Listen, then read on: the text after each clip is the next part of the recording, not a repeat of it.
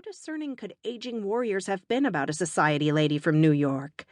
Maybe she was only overdressed in comparison to the drab wives of the soldiers. She wasn't gaudy so much as stylish. She came from Brooklyn, after all, and thought herself an artist. Not only did no one know what Weldon looked like, no one knew how old she was. According to Vestal, she was nearing that age at which some women suffer a change and do unaccountable things. But women, like men, do unaccountable things at many ages.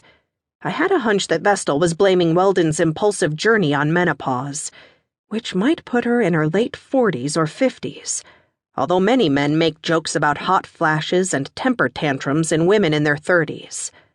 I did a little reading. Vestal was a colorful enough character that several biographies have been written about him, and found out that his wife left him when she was 40.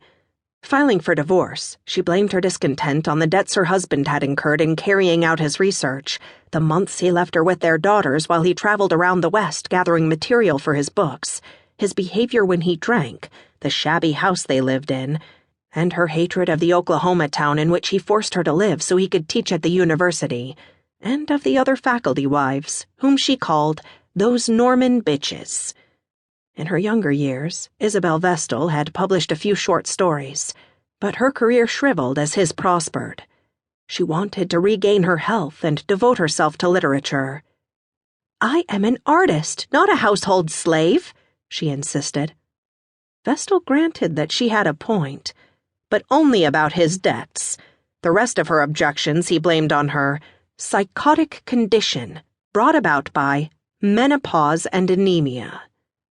Deep in the boxes of Vestal's collected papers at the University of Oklahoma are notes from an interview that Vestal conducted with a Lakota warrior named Little Soldier, who claimed that Weldon was 37 years old when she lived with Sitting Bull.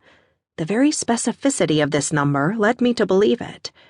Why would Little Soldier invent an age of 37 instead of, say, 38? But I had to wonder how he got that number.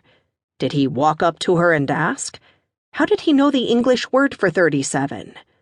My confusion grew as I unearthed newspaper accounts from Weldon's time. Many reporters gave her age as early 30s and described her as attractive. But these same reporters repeatedly called her an old crank. All I could say for sure was that a widow with a son in his early teens couldn't have been much younger than 30 or much older than 53. Nor was I able to turn up clues to Weldon's early life. In none of her letters does she mention her childhood. The only relatives she discusses are a nephew and niece who lived in Kansas City. She never mentions her husband. When I started my search, I found only one hint as to what her life was like before she met Sitting Bull. In 1964, a writer named Charles Handelman published an article in the West, nearly identical to the story published a few months earlier by David Humphreys Miller, down to the mislabeled photo of Sally Battles. Just one tidbit seems new. A present-day informant, Mrs. Anne Harding Morduck, Princess Son Tama of New York's surviving Matinnecock tribe, told Handelman that Mrs. Weldon made several visits with her brush and palette to the remnant Indian groups of the eastern seaboard before she went to Standing Rock. Matinnecock is an ambiguous name for a group of Indians who lived on Long Island. Weldon seems to have confined herself to painting whatever Indians she could find within a short distance of her home while her husband was alive. After his death, she left Christie in New York and traveled west to meet some Indians whose traditions hadn't yet been corrupted by whites. In this light, her husband's death seems less a misfortune than a liberation. She didn't care if she remarried. Maybe she didn't like men, or she resented the restraints of Victorian marriage.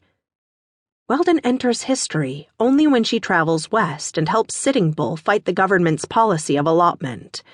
It wouldn't be much of an exaggeration to say that the only whites in America who actively opposed the opening of the Great Sioux Reservation to white settlers were Catherine Weldon and her friends, Thomas and Cora Bland, who ran the Indian Rights Association to which she belonged. Bad enough that the Lakota tribes had been confined for 20 years to the Great Sioux Reservation, a tract of land that, though a fraction of the size of the territory the tribes originally inhabited,